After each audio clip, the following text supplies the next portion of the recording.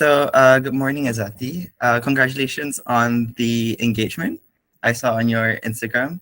Um, and I guess we can just start off with the first question. So you're one of the YK scholars, so yes, and Kazana Scholar recipients for the SPM Leavers. How was your experience in high school, especially when you were applying for scholarships? Like, was there enough resources? How difficult was it for you specifically? And what challenge do you remember facing during the process? Yeah, happy to answer. So, if I understand you correctly, it's more like you're asking me how the application was like and the resources and the challenges, right? So, going back to my time when I was 17, I'm now 28. That was years ago. I remember I remember that I was privileged enough to be in a good school that was a select school, right? So I was in an SVP in Kuala Terengganu, and it was a selected school for Yes and Kazana Early Harvest Program. People in the Early Harvest Program, what they did was you can apply using your SPM trial results. And because the teachers there are used to this process, I remember having a lot of support. Having said that, as a 15-year-old who has never really as a 17-year-old who has never really applied for anything, I remember the process being quite daunting, simply because you've never had to write a personal statement, you've never had to write a CV before. So that was a bit nerve-wracking, to say the least. So I would say that part of that partly answers your question of the challenge. It's really trying to understand, trying to get into the brains of sort of these interviewers and trying to understand a process I've never gone through before and think through, okay, how best do I proceed? Honestly, I do agree with the whole part where just like trying to get into the minds of the interviewer itself, it can be quite nerve-wracking. But moving on, how long have you had the vision of studying overseas, and who exactly or what exactly motivated you to want to do so? Yeah, so I think I'm privileged enough to have been born in a family where both my parents studied overseas, been both on a scholarship. So my dad went to university in the UK. He went to Manchester. My mom went to university in the UK as well. They went to Sheffield. So that's actually where they met. I think from a very, very young age, it was always just, I think no one asked me if I wanted to go. It's more like, you are going. So that was more the narrative. And as a child, I'm like, okay, I guess I'm going. So that was like how the idea got implanted in my brain, that I never felt like there was another option. But the more interesting discussion happened when I did get into universities abroad, and I had to choose between the UK and the US. So that was a huge departure from what my parents wanted for me, which is go to the UK. I decided to go to the US. And that's like a whole different discussion. But essentially, it was my parents. It was since a very young age, especially since I was a very good student, meaning I always got good grades. So they'll always just like assume that, yeah, you're going abroad. I see. And like, if you don't mind, could you go a bit in detail, like what exactly made you choose the US over the UK? Yeah. I think if I were to be really, really honest with myself, when I had to choose, which is my second year of A levels, really it was two things. One, it was my scholarship being, oh, great, you're going to the US, you're going to the US. They just assumed I was going to go to the US, and I was like, okay. And another part of it was just me wanting something different. A lot of my friends in A levels went to the UK, and I felt, okay, if I go to the US, I can still do study abroad in the UK. So I can still do that, but I get a whole new experience that not many people get to do. I also got into like a very good university in the US. I got into an Ivy League university. I got to UPenn. So that was also like a big factor. And actually, one more. Lastly, the third one was that I wasn't completely sure that I wanted to study what I initially applied for. In the UK, you don't really get that choice. Once you are accepted into the university with the degree, you have to go through that degree, or else you have to start it from scratch. But in the US, you only technically declare your major in your junior year, which is your third year. So your first 2 years is meant to be like an explorative time for you to decide what you want to do. So that was another factor that really made me gravitate towards the US. See, and you know, since you mentioned that, I think it's a good segue to like just dive a bit deeper into why the US is special in their education style. in your time studying there at UPenn, what and you've also experienced the UK education system when studying at Oxford. So now that you know that, what do you think makes the US a bit more special in terms of how they teach in comparison to the UK? Yeah. Additional information, right? Yes, I went to university at Penn. I went to masters in Oxford, but I actually also went to university at King's during my undergrad. So I actually did my third year in King's College London. So in America, your education system is your degree is 4 years, right? And you have the choice to do study abroad, and that's what I did. My third year, I went to King's. So interestingly enough, I got to experience an undergraduate degree experience both in the US and the UK, because masters is completely different. I don't think it's comparable. So let's talk about like how undergrad is different.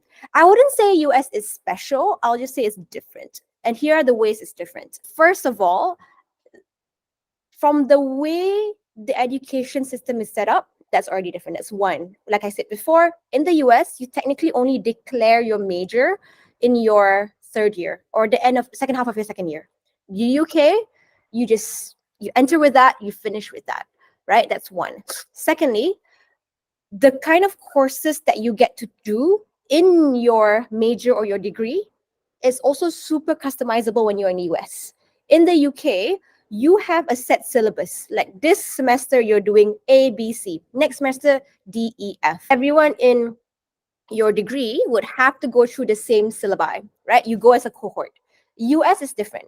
Every semester, which is like you have the fall and spring semester, you have to choose your modules, your classes, and what they have. So okay, let's paint this picture, right? Let's say I am a global health major. That's what I studied. As a global health major, I have set requirements. Like I have requirements, which is like you have to do ABC classes. It doesn't matter when you do it, you just have to do it.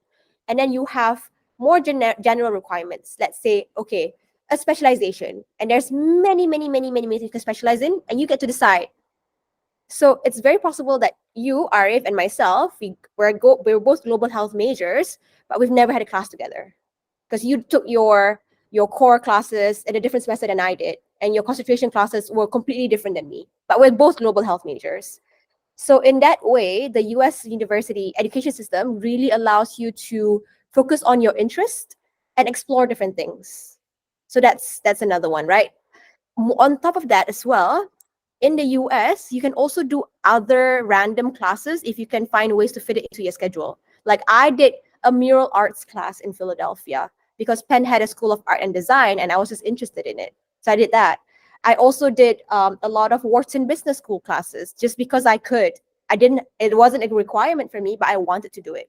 I even got an anthropology minor because I found time to fit it into my degree. I had a friend who did 2 majors and 2 minors in 4 years. So the US education system really allows you to customize it to fit sort of like your interest and what you want to do. The UK, as far as I know, doesn't really allow for that. So the UK focuses on depth of study. The US focuses on like breadth of study. We've talked about how your degree is structured. We've talked about how you choose your classes. Now in classes, the way you examine is very different in the UK versus the US. Again, there will be nuances based on your degree programs, but in general, the UK is very similar to the Malaysian education system in the sense that you're technically only assessed at the end of the year and mid-year. Like maybe a few projects here and there, but like it's not uncommon to have all of your grade, like 40-50% of your grade being dependent on one exam. Very not uncommon. Like usually the UK system is like that. In the US education system, at least the courses that I was doing, the way you assess is more spread out, right? So even class participation can count for a grade. Like class participation is 20% sometimes. I've been in a class that was 20%. That was considered high. So it essentially means that you have to come to class prepared and answer questions. Sometimes there's pop quizzes in the classes, so you have to be prepared all the time, every time you go to class. In the UK, you can like cruise and then like basically just like regurgitate everything at the end of the year. So it's very different. So yeah, it's more focusing on projects and presentations in the US. I think lastly as well, on top of that, is that I find that I had more of a relationship with my professors in the US than the UK. In the UK, people do make relationship with professors, but it's usually your own initiatives.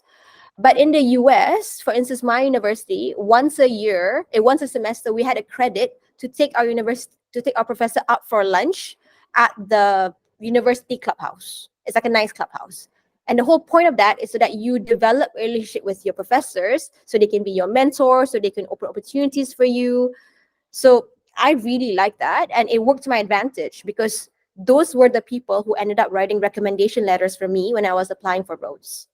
So those are the four like ways that the US and UK system differs. Really It's a lot interesting to to hear. Yeah, feel it's a free to lot to ask. process. It's a lot to process, but it's like really interesting to hear. But I think you also mentioned about taking mural art classes when you were in UPenn under their School of Art. So speaking of classes, let's talk a bit about your major. So why in the end did you choose to study global health at UPenn? So my degree in Penn, I majored in global health with a concentration in okay, technically my degree was the actual title. My degree was a Bachelor in Arts in Health and Societies with a concentration in global health, and I also had a minor in anthropology. So why I got there? I first came into UPenn thinking that I was gonna do biology or like biosciences, something along those lines. So in my first semester there, I decided to do a lot of the core classes for a bio major. Right? There's like core classes and classes that you can like shop around with. So I was doing the core because you have to do that to get into that major. If you want to declare that major in your first, second year, you must have done the core classes. So I did that, realized that I hated it. I did not enjoy being in a lab. I did not enjoy sort of like what I was learning. The maths didn't make sense to me. I'm like, okay, this is not fun. I don't like this. So in my second semester, my spring semester, I decided to just shop around. I asked my friends there, it's like, okay, what are some classes that you really liked? I want to try it. So that's what I did. And somehow I came across this class called the Introduction to Health and Societies, or something along those lines, or like Intro to Global Health. And I fell in love with it. Interestingly enough, I didn't do that well in that class because I came from a very like science specific degree, science specific education system, like sekolah menengah, right? I was a science stream. For that class, it was a lot of writing. It was a lot of essays, it was a lot of reading, thinking, writing.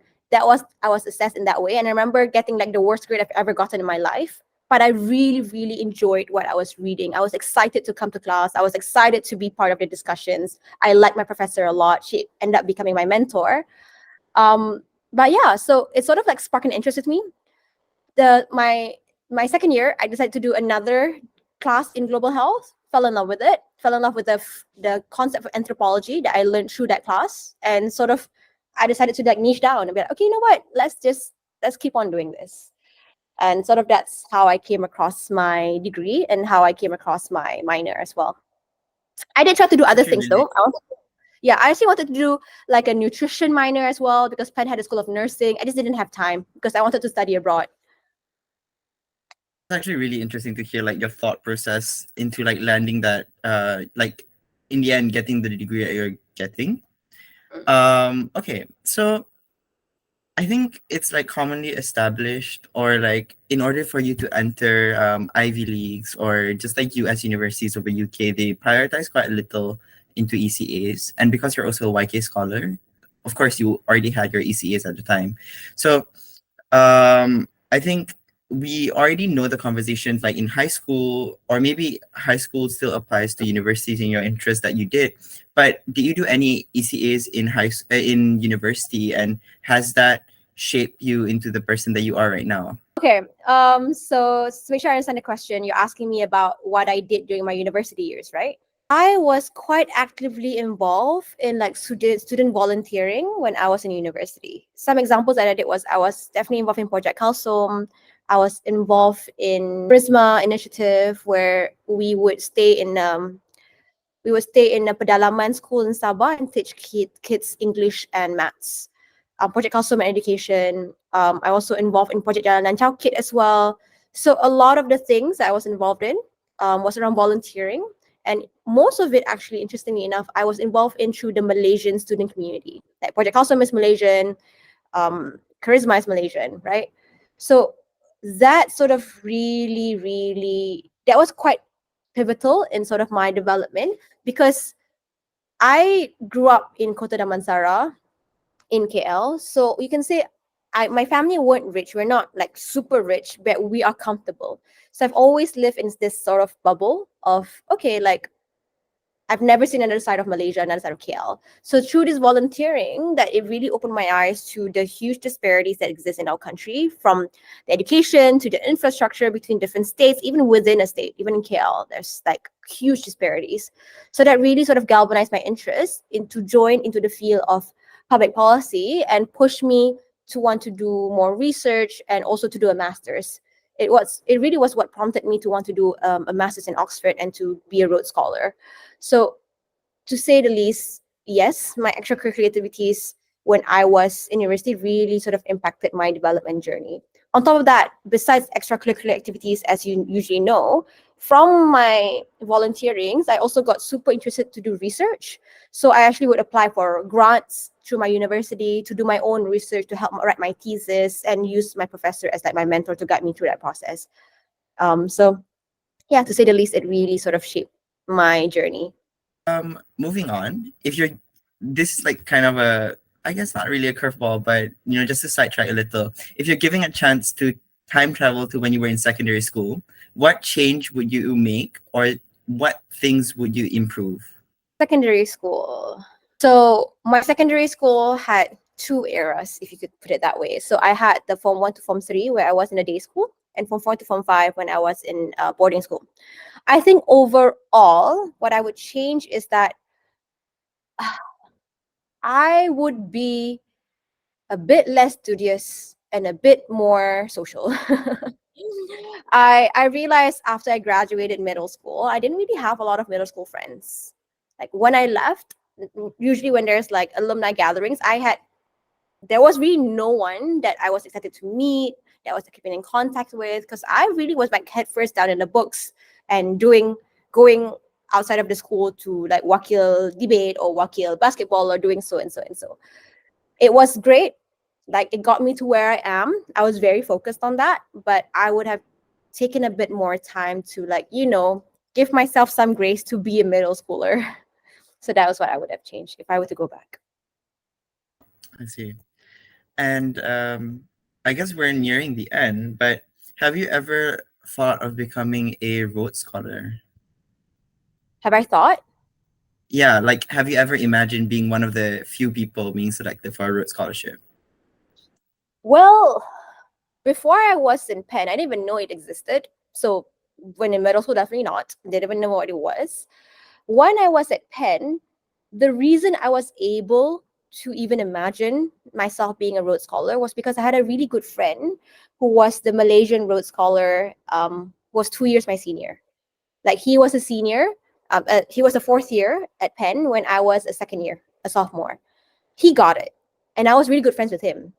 So seeing him get it, made it more realistic for me. It allowed me to imagine that I could get it, because we were really good friends and I saw how he studied. I saw how he was as a person, and he's amazing, don't get me wrong. He's the guy who did like, I don't know, 2 or 3 majors and 2 or 3 minors at the same time, but he was also just a human being. We get along, we laugh. So it made me think, hey, if he can get it, maybe I can get it too.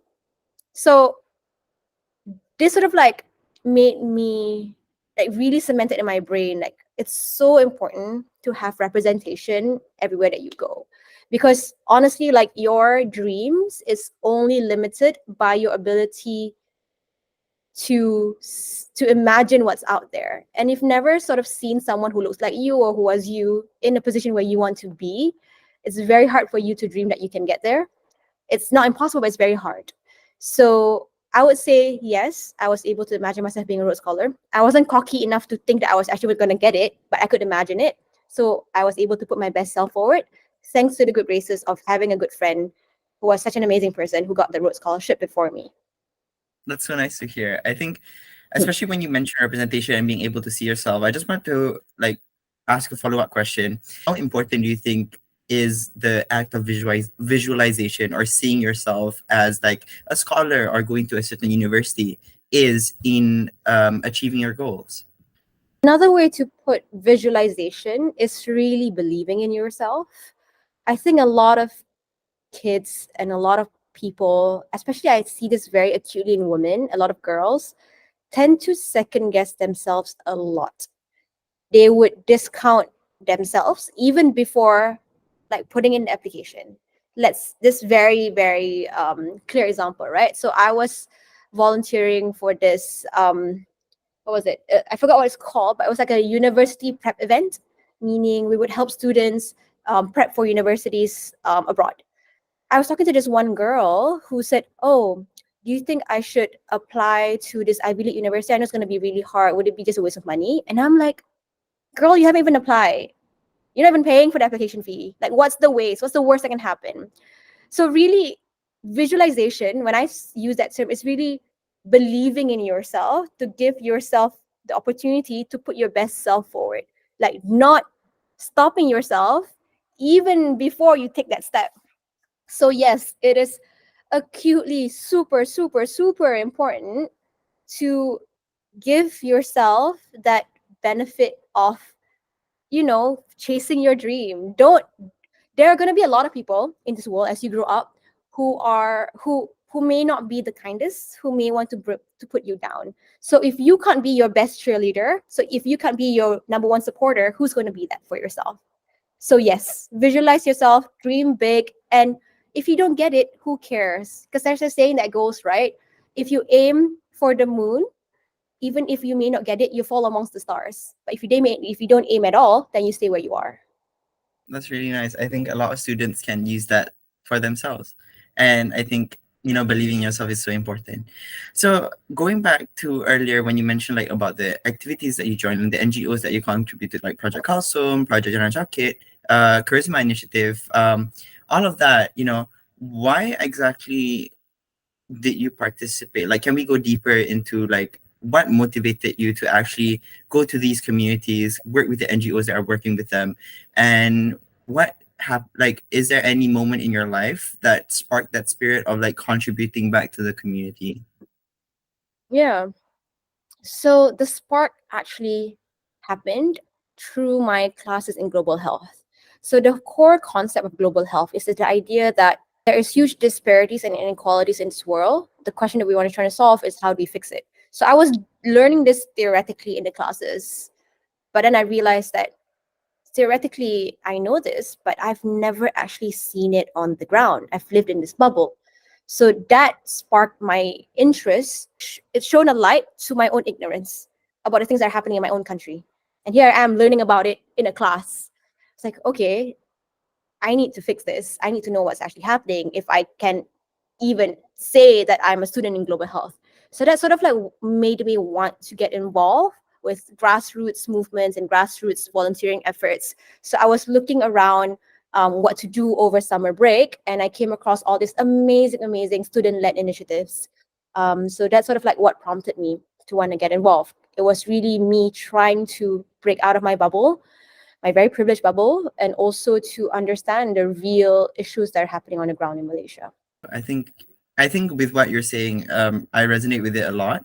So for the last two questions, I'll pass it to Nurin, is next to you, to ask you those questions. So what do you think like one of the most significant aspects or thing that need to be done in order to like address education equality among Malaysians? That is a huge question. That is a Yeah. huge question. People have been trying to crack this problem for, I don't know, since our independence, maybe even before.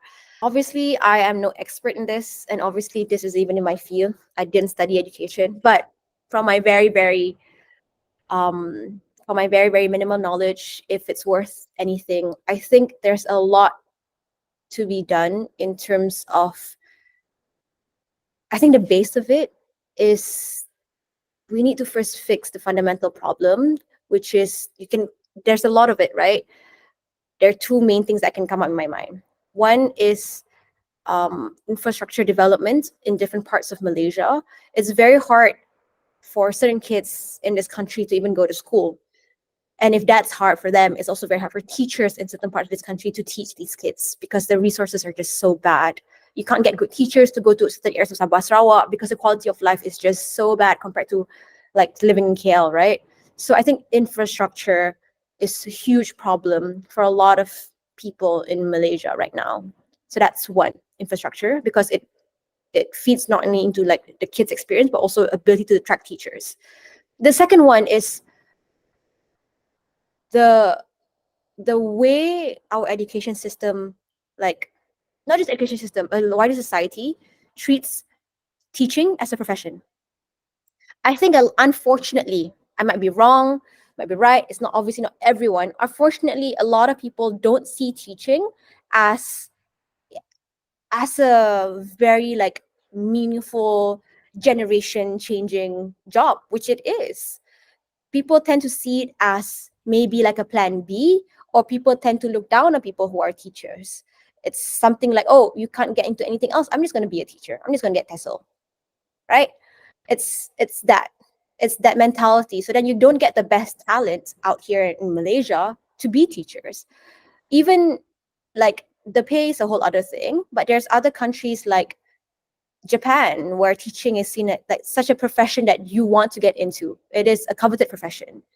So I think that's a whole different discussion about how we attract great talent to be teachers and how they are groomed and how they are compensated and for like seen in our society.